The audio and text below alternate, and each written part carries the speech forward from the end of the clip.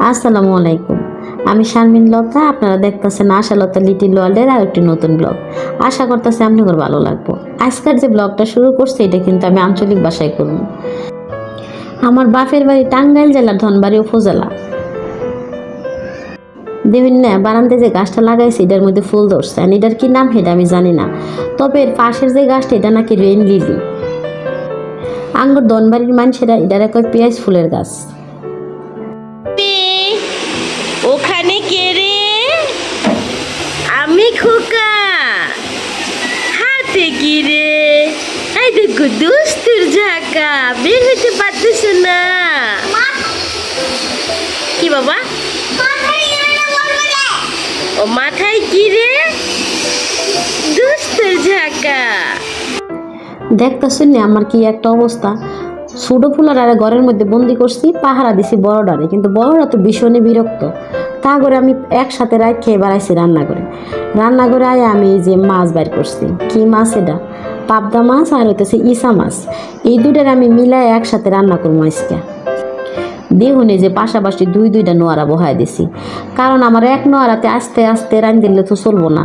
আমার ঘরে যে দুই বিশ্ব বাহিনী আছে এই দুইটার জ্বালায় আমার জীবন একেবারে অতিষ্ঠ। তবে এটার মধ্যে একটা শান্তি আছে, কারণ গর্ভবতী ফুলাফান না থাকলে বা শান্তি লাগে না। কালকে রাইতে ফুলাহানের বাফে আনছিল হইতেছে লাল শাক।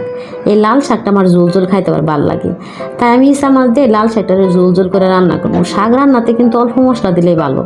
তাই আমি একটুখানি হলুদের গুঁড়া, মরিচের গুঁড়া দিছি না, হলুদের গুঁড়া, লবণ আর ধনিয়ার গুঁড়া দিয়া এটা ভালো করে কষাই নিতেছি।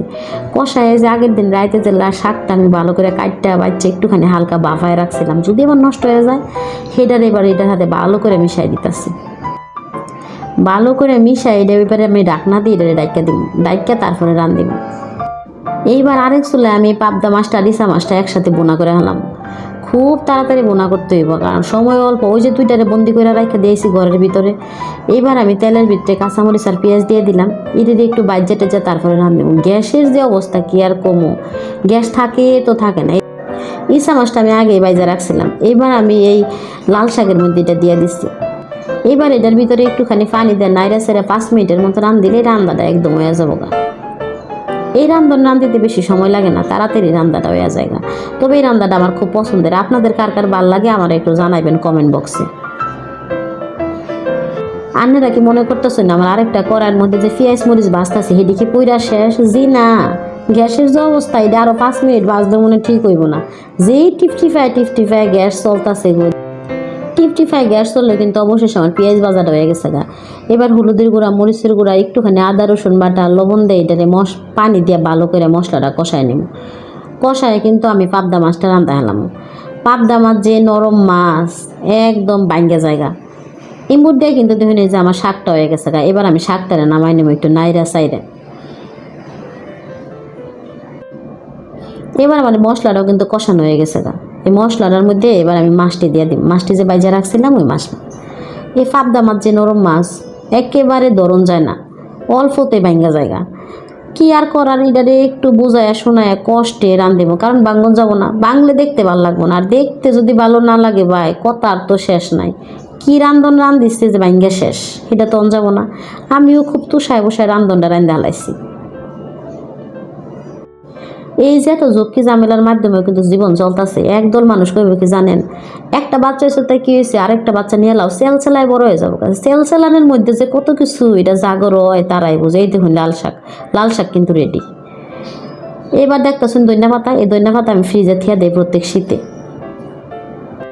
ডিপ ফ্রিজের মধ্যে বইটা থিয়ে দিলে মনে করেন যে সারা বছর খাওয়ান যায়, কিন্তু বেশিক্ষণ বাইরে রাখলে কিন্তু পাতা একদম নরম হয়ে যাবে।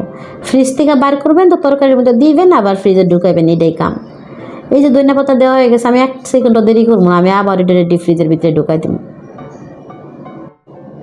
এই যে নাড়ায় সারায় বোঝায় শুনে অবশেষে পাবদা মাছ কিন্তু মোটামুটি রেডি।